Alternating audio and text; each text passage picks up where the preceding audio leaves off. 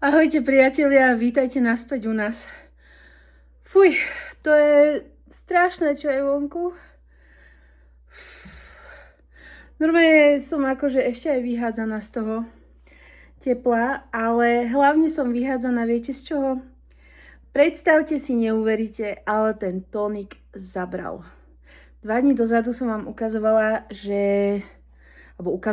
neukazovala, len som vám hovorila, že som poprosila ňufa, aby mi donesol tónik, pretože potrebujem na náš výlet byť ready a už mi dlhšie meškali dámske dni a čítala som, že vraj toto zaberá a nechcelo sa mi tomu moc veriť, ale hovorím si, že za skúšku to vyskúšam, lebo potom tam boli ešte také rady, že víno a ja a víno to je nepredstaviteľná kombinácia. Takže som skúsila ten tonik a predstavte si, že to zabralo. A ja som už vlastne tie dámy dostala včera. Lenže keďže sme boli v tom meste a vybavovali sme, tak som nejak bola v tom, že som vám to tam povedala a zistila som potom pri strihaní, že nie. Tak si hovorím, že poviem vám to dnes. Takže naozaj približne za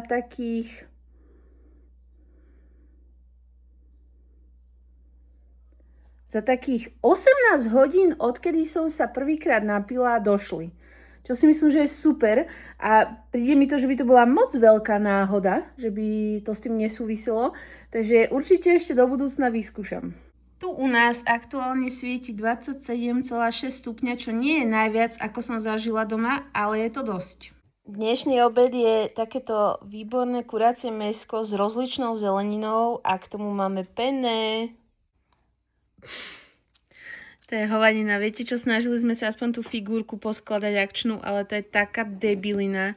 To vôbec absolútne nefunguje, nie sú tam súčiastky. Snažili sme sa to poskladať, ale vôbec to nefunguje. Kto si už takúto debilinu proste objedná a ešte kto ju vôbec vyrobí a pošle bez všetkých tých potrebných súčiastok, to je proste hrozné. Predstavte si, že dnes robila zmrzlinu Stelka.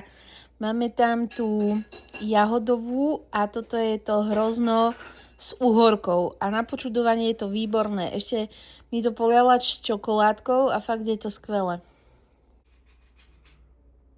Steli, ty si dneska ice chef? No tak toto. Práve nás balím na výlet, hoci ešte je dosť času, ale chcem to mať nachystané. A nemáme teraz plachtu, takže prepáčte, trošku je to tu neupravené, ale musela som tam niečo prerábať pod tou plachtou a musela som to celé vyluftovať, takže teraz tam nemáme nič natiahnuté. Ale chcela som vám ukázať, že čo tu teraz ja panikárim, lebo neviem, čo si mám obliec tam na večere. Ja keď idem konečne raz niekam v roku, tak si chcem zobrať niečo pekné na seba, nech má človek pocit, že teda sa nejako vyštafíroval. Tak normálne sa neviem rozhodnúť teraz, že čo, tieto šaty sú celkom teplé, ale mne je v tom veľmi pohodlne. Oni sú také zamatové, minule som ich mala na sebe, tie sú veľmi pekné, aj mi svedčia. Tieto sú z výskozy, takže v tom sa až tak veľmi nepotím a sú pekné, ale už som ich mala veľakrát, takže neviem. Toto mám takú novú blúzku, je opačne otočená, nevedia. Myslela som, že k tomu si dám nejaké kráťase možno, lebo to je tiež taká príjemná na dotyk. No a potom tu mám ešte tieto hnedé šaty, čo hneda teda je taká, že moc často ja hnedu nenosím, skoro nikdy. Ale tieto sa mi veľmi páčia, pretože sú s takýmito peknými nariasanými rukávmi. Len problém je, že to je proste, viete, to je proste a jednoducho syntetika, takže v tom sa človek enormne potí. Takže neviem. Áno, pomerne skoro som nás pobalila, ale vôbec mi to nevadí. Som veľmi rada za to, pretože už budem mať teraz kľud. Toto sme my traja pobalení na... Teraz vlastne ani neviem, či na 3 alebo na 4 dní. To sa vlastne ešte uvidí. A toto všetko som balila strašne dlhý čas, lebo zabaliť 3 ľudí, pričom každý má iné potreby, to je naozaj strašné. A hlavne, keď idete na také miesto, kde môže byť aj zima, aj extrémne teplo, kde sa idete aj kúpať, možno aj slniť, aj proste idete tam po výletoch. Takže tuto v klasickom kufri máme oblečenie a lieky. Tu v kabelke mám dôležité potreby, ktoré na ceste treba, lieky, vreckovky, peňaženka, vlhčené obrusky a tak ďalej. Tu má zabalené veci Stelka.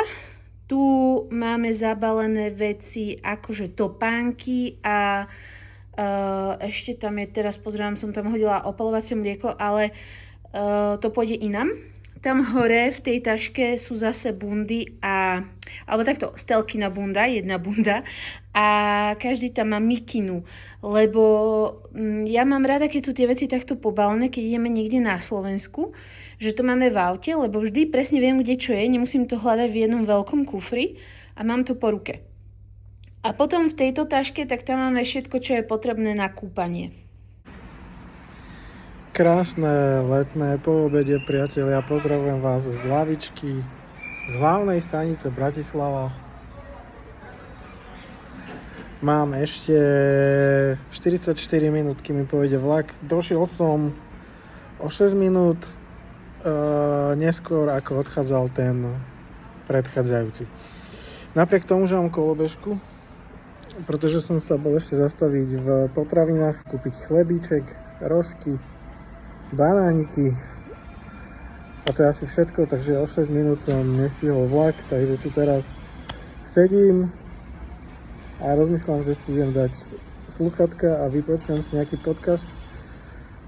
Počas cesty autom promovali v rádiách takú apku, že Rajo, a tam máte vlastne 5 rádií, ktoré patria pod jednu skupinu, Express, Vlna a Rock, Európa 2 a tuším Rádio Jemné, či jak sa to volá. Čiže tam je týchto 5 online rádií a sú tam sekcia podcasty a ja som si teraz obľúbil taký podcast, že Návraty, je to aj na YouTube a tam vlastne pozýva si hostí z našich mladostí, napríklad Patricia Jariabková od Kuka do Kuka, alebo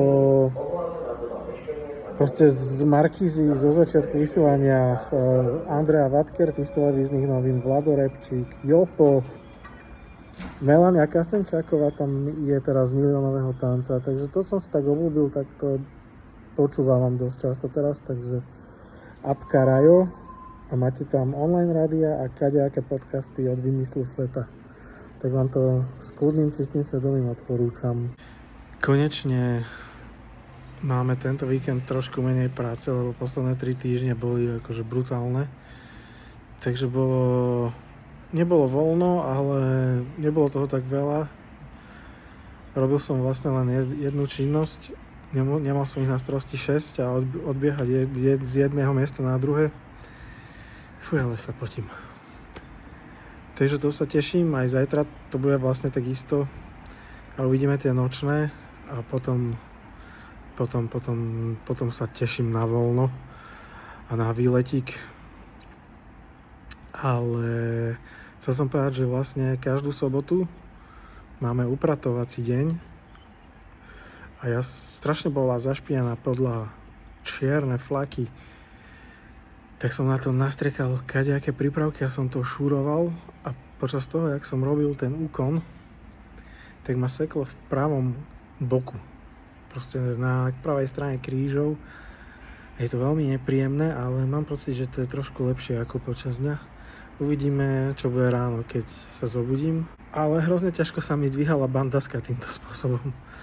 Keď jedna strana vás bolí a druhá nie. Horšie by to bolo asi kebyže obidve strany, ale takto to je tiež nepríjemné. Takže nešurujte podlahu moc hužev na to, lebo vás sekne. Tu sú dva kocúrkovia, Vilko a Lanko. Sú veľmi dobrí kamoši a Vilko je taký Trošku taký. nudný Moc sa mu nechce, no. a Lanko je zase tuto hravý. To je taká naša lasička. A teraz si spravíme fotku. Čak, čak, Alan, čak. Super. Dajme si ťap. Ťap. Ťap. Furt spí. Fú, idem spať. No. Alan. No, jaký ste milí spolu. Ahoj. Willy. Počkaj. Willy. Poď do kamerky. No čo je, Vilinko? Čo máš nové? Toto je taký zvláštny kocúr, vám poviem. A ešte sme mu aj dali granule a nechce. Tak, dobre? Lepšie? Lepšie. Joj, maličky. Čo si taký bojený? Čo sa tak bojkáš? No. Dodatok, prosím vás. Ja viem, že mačky sú náchylné na lalie. Toto bola laliovka, na tie vraj až nie sú až tak veľmi. Ale ja som si to až potom uvedomila, lebo Stelinka chcela ich odfotiť s kvetinkou obidvoch, takže zobrala laliovku, ona nevedela.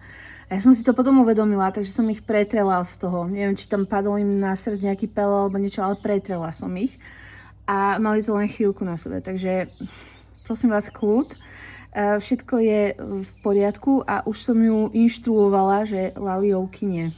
Vlastne, že lalie nie, ale radšej ani laliovky.